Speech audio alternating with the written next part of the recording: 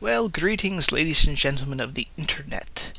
Now, for those of you that are a regular subscriber or listener to my podcasts, you're going to get something a little different in this video. You might be a little confused by the name.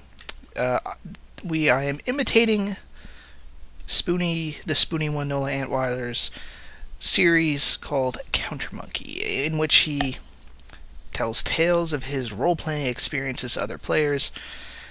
And I decided to partake in that as well. So if you're looking for an actual Spoonie video, you're not going to find it here. But you will get another tale of role-playing fun. Specifically, some Star Wars role-playing fun. And for those of you that are looking, if you were looking for a Spoonie, or if you're just looking for some role-playing stuff, you get some ideas, you might get some here, and you might learn some lessons too. So without further ado, let me give a roll of dice here. And I rolled a 9, so I will say it's not something valuable. I don't know why I even rolled the dice. Anyway, so Spoonie has done a Counter Monkey on Star Wars, where he goes all Jedi or no Jedi, and also about, not including major characters. And basically, the Star Wars RPG that I played, we broke all of Spoonie's rules, but we still had fun with it. Now, the big problem, the big rule lesson we took away from that is when you have way too many players. So I jumped in on this campaign because this is being held at the local game shop, which they already done a couple of games, so they were kind of right in the middle of the mission, but you're still at a perfect time where you can bring new players in. And a buddy of mine decided to invite me to join. The problem was they already kind of had a full group. And every person that day brought a new player or brought somebody else to join the game. I did not coordinate that. We had over a dozen people in this game. And that's a big dilemma, especially if you're playing in a game shop and you want to be open to people, is people jumping in on your game.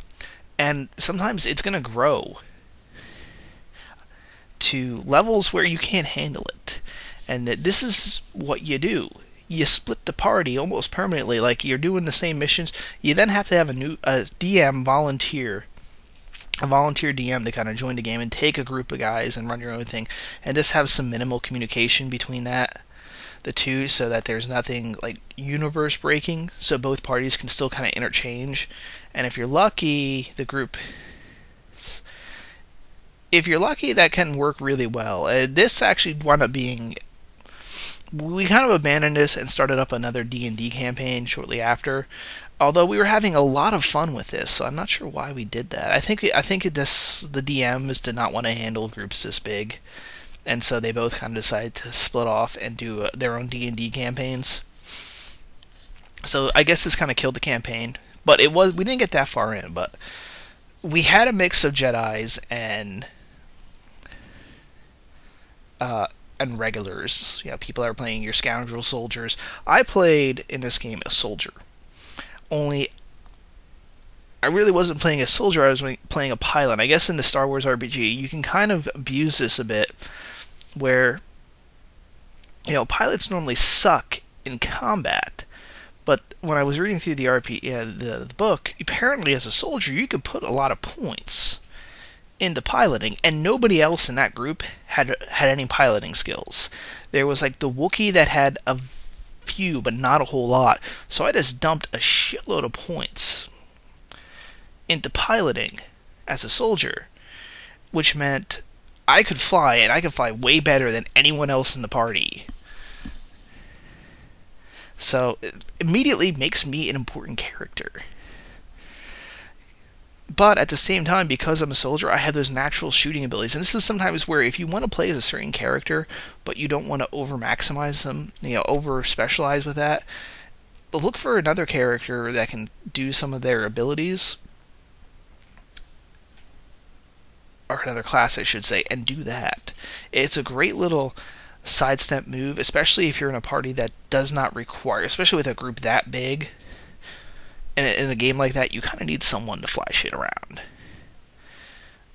As we'll find out when I tell you what we did as that character.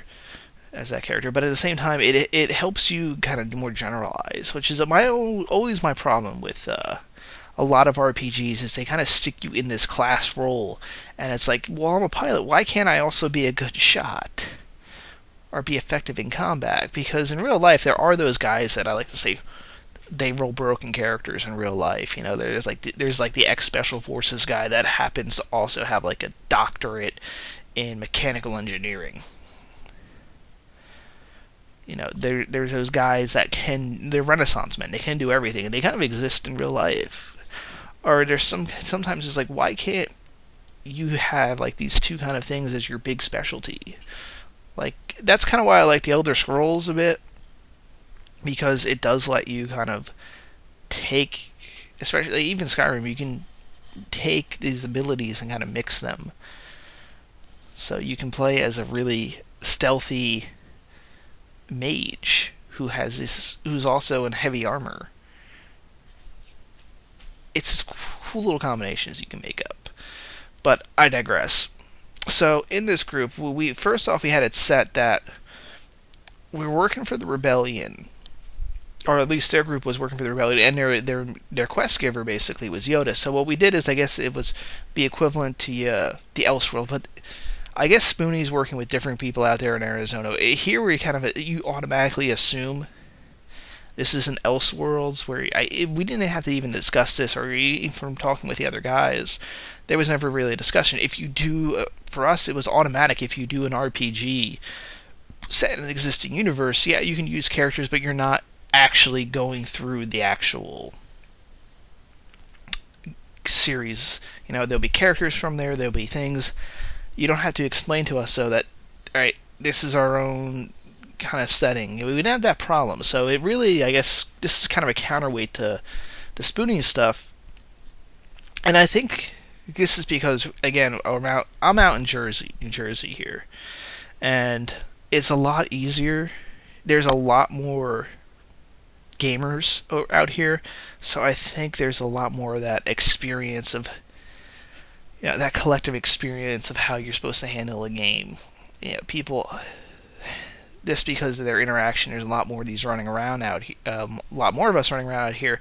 You get the kind of rules a lot better. If you're running an RPG in a universe, you've got to follow, you don't follow that universe strictly, especially when it comes to characters and plot. It's your own plot set in that universe, and you using the characters as is, as long as you're not like, I guess the golden rule with that is you don't break the characters. You don't make Yoda, you know, a complete like evil villain. I mean, I suppose you could if you had the right group. You could play like a bizarro world Star Wars, where, you know, the Empire are truly good guys and the rebels are really evil, nasty terrorists who are like be sexist, racist, all that stuff, and the Empire's blip. You could do that as a bizarro world, but that's a bizarro world game to play through. That is different, by the way, than just playing as the Empire. But anyway, our Yoda was our quest giver, and they gave, in the game, they had it split up where the other guys were doing a completely different mission somewhere else, because at that point we had over a dozen people, so we had to split it up. And I think Yoda gave them a different mission on another planet. That was basically the easiest way we had to handle that. It was just like, alright, this DM's just going to take you guys, go do a completely different mission somewhere else. And this is kind of an ingenious way for bringing in new players, okay, especially if you got a set of new players. How do you introduce these guys? Because it's kind of boring to just kind of go, and by the way, I have this new batch of heroes to save you. Our mission, or their mission, was that apparently one of their guys had kind of got captured earlier. So we're on Naboo, and the military governor of Naboo was going to execute a bunch of people. And not only do they have the guy that was captured previously, but you also have the new players are all going to be publicly executed. So we're all different characters. We're rebel supporters, or in my case, I played a character that was an imperial, and I had a fun time with that character. I truly, you know, sometimes you get parties that don't do the role playing much, and it's just the combat. And, you know, my opinion with that is, the purpose of doing a pen and paper RPG is for the role playing. Because if you just want combat, you can go play video game. Because it's going to do it better. Because if all you're going for is to roll dice, go to a casino or go play a video game, because both much more exciting than just rolling dice and see who gets better rolls. Because in one you are doing that, but you get money, and the other, well, it's a video game. But it's a really great way, the prisoner rescue. If you're going to rescue one individual, but you've got a couple of other people that are going to be executed as well, or in the same jail cell, that's a great way to introduce new people.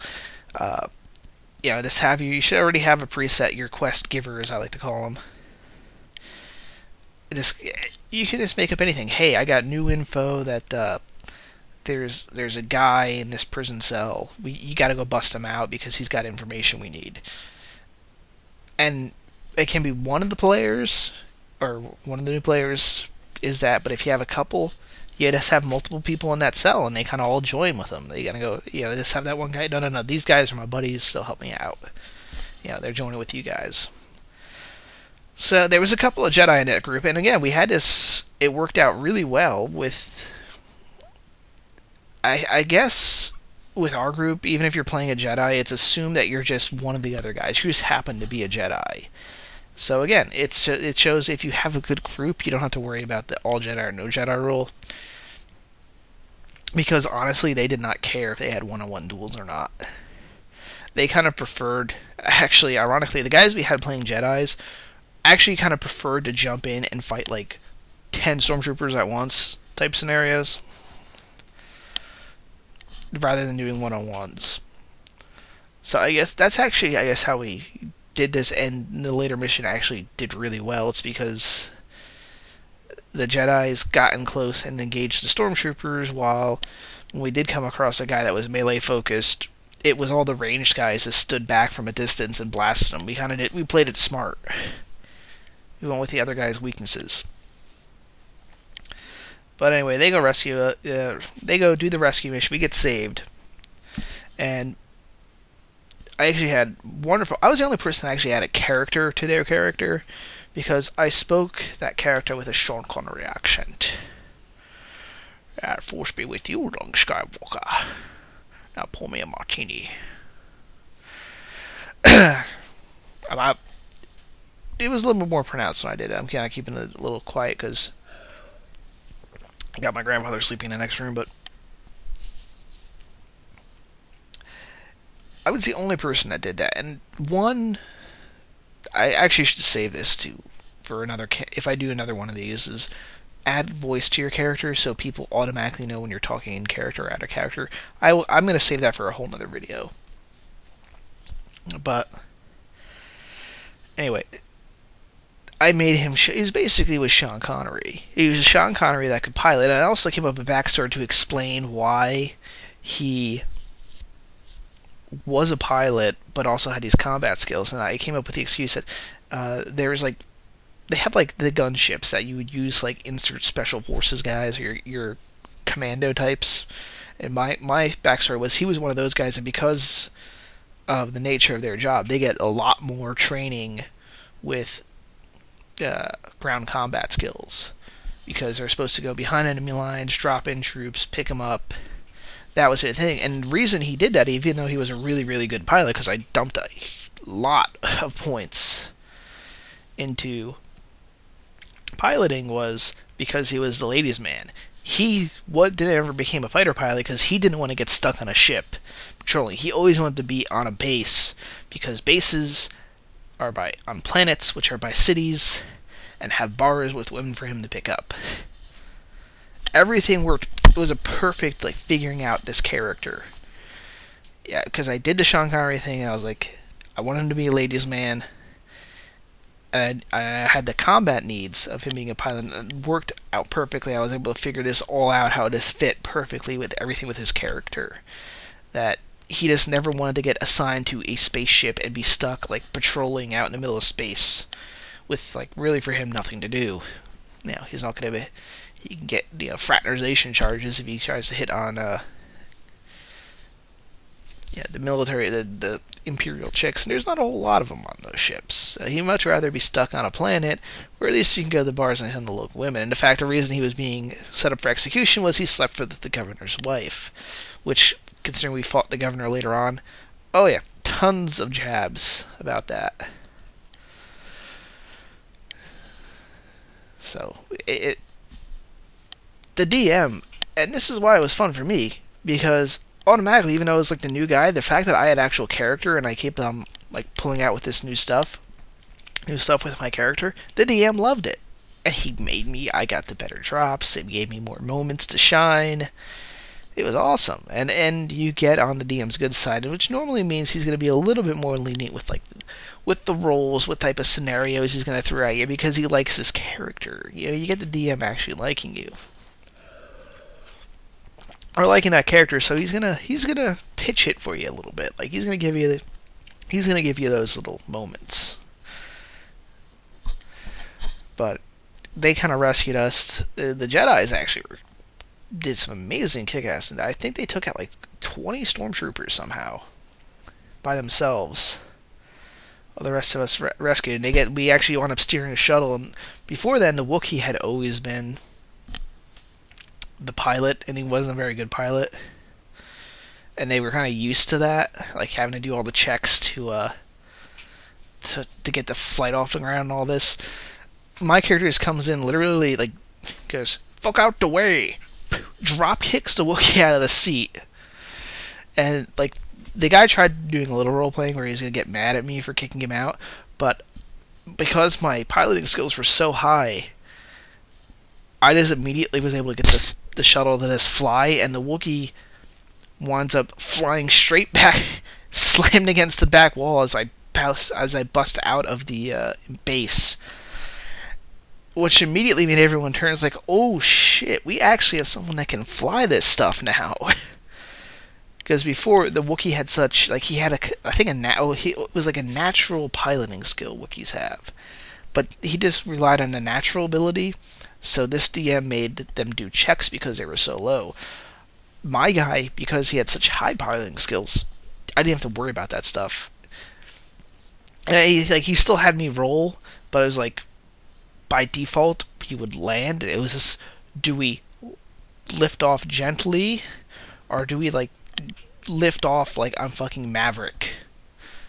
Is basically the two modes I had, and I rolled like a 20 on that one. So yeah, we took off like we were Maverick. Yeah, I think the Wookiee could. I kind of smacked the Wookiee kind of got over that real quick, because this kind of accepted his new role that he is not piloted anymore. It's kind of a shame, because I think the guy took that just so he could be the pilot, the Wookiee. But it was like, no, now we have an actual guy. And our next mission after that was a assault. Actually, no, this was before that. We wound up, after they freed us, we picked up our blasters. We chased after. This is before we launched. Chased after the governor and eventually cornered him. And it turns out he was a droid, which of course then my character goes, no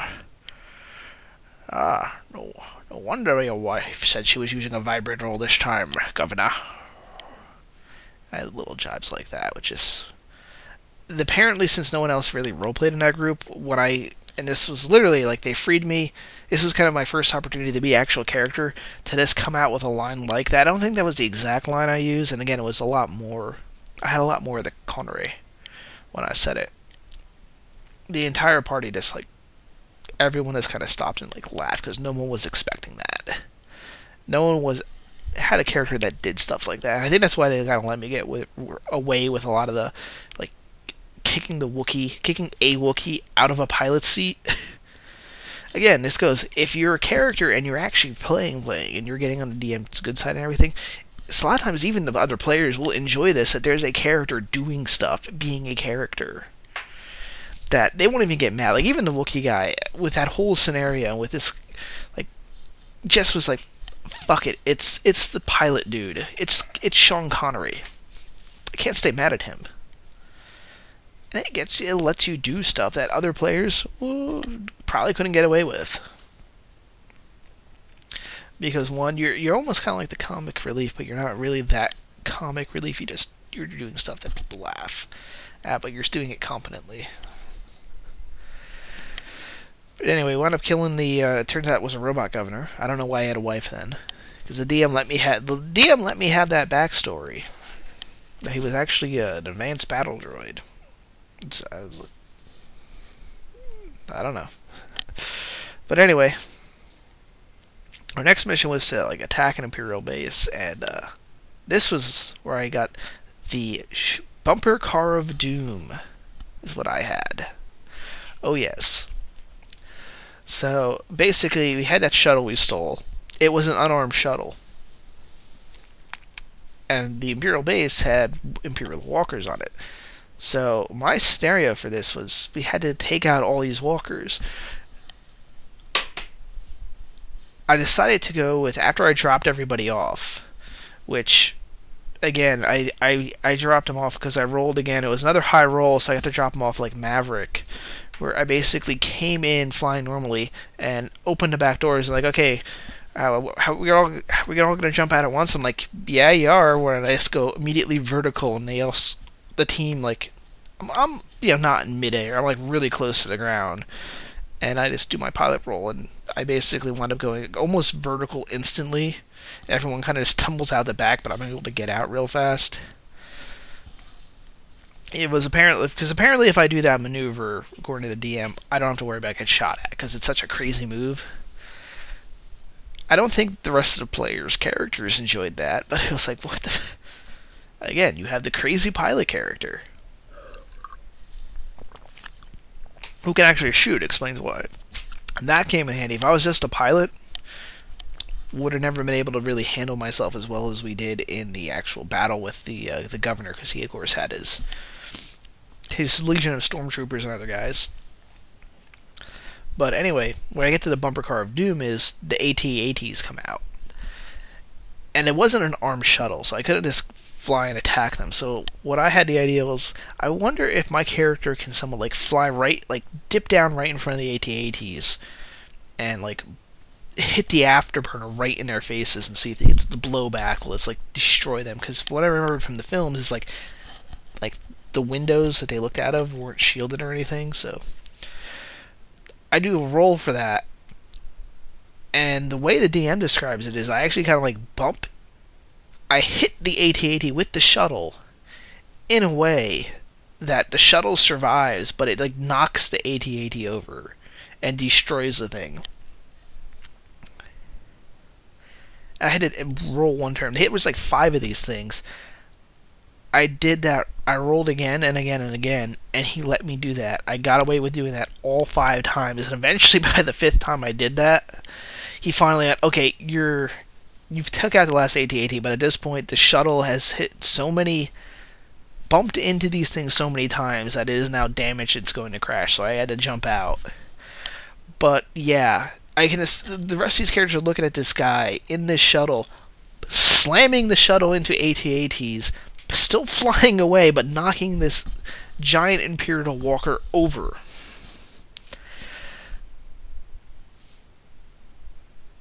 So what was probably before, and I don't think even the DM thought of, like, I don't know what he was thinking with this, because this was an encounter that was probably going to party wipe. Which, that's another thing I have to talk about. You know, DMs, how do you save when you accidentally set up a scenario that's just going to destroy the party? I don't know, maybe his plan was that they were just going to run away from the AT-ATs and get into the... That might have been what he was thinking. That,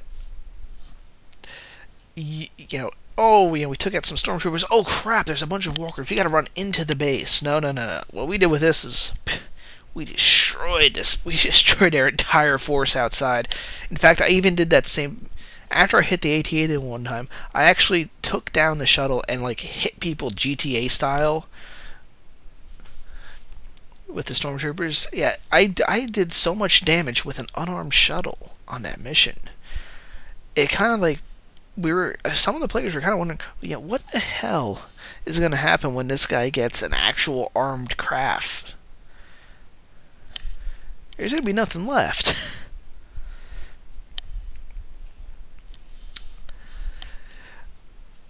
But he did take my. I guess that's part of. That's partially a DM trying to adjust for new scenarios. But it was fun. We eventually wound up securing the base, getting the information. I think there was yet another spacecraft that we were able to take. Actually, no, I think we just secured the information, and that was it for the night. And unfortunately, we kind of ended it there. And the next time we all met, we started breaking up into our own D&D groups. So we never once had that giant party of, I think I said over a dozen, but I think it was 14 people. 14 players, that's not including the 2 DMs. Yeah, so we had about 7 people each. Believe me, it took forever to get anything done. I really described those as 2 firefights we had. That was it. Because it took forever to just roll. Actually, it might have not been 5 AT-AT. It might have been only 3 AT-ATs then, because I remember it took a while to do it, but I think it was because it was just so many people.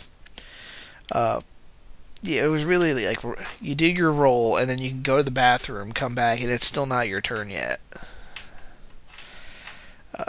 That is a big problem if you get a big party. That was the biggest party I think any of us have really ever worked with. And it becomes kind of unmanageable at that point, because you just lose the pacing. I think that's partially one of the reasons why no one else was doing the character, because if you're going to do role-playing, then everybody wants to participate in role-playing. Well, I know that's not really the case. There are those guys that they just don't want to do the role-playing, so whenever there is those role-playing moments, they'll just sit in the background and do nothing. Again, I don't see the point in that. If you're going to role-play, you're here to role-play. Yeah, the combat is secondary. Always the best campaigns are the ones where stuff is happening, where you have characters. That's where the fun comes from. But that is the tale of the bumper cart Star Wars, and my experience with the Star Wars, and why sometimes you can get away with not having to follow those rules. It depends on the style party. Spoonie has some good things, but no one in that group was gonna go fucking with Yoda, because nobody wants to mess with Yoda. He was giving us missions, and that was it. It all depends on your group, which is, I guess, kind of one of the reasons I made my own little counter monkey up here. So, what do you guys think? Have you had similar experiences with overly large parties, or with not having the same problems with the Star Wars RPG that Spoonie has had? You guys tell me, as I put my dice away here. I might do more of these. I guess we'll sit and see, but we'll see. I haven't had as much role-playing experiences as some other people have. I haven't role-played that much stuff. A couple of D&D campaigns and this one. That's about it. But yeah, stay tuned for more, and of course, come back for more movie reviews and the occasional game review. Signing off.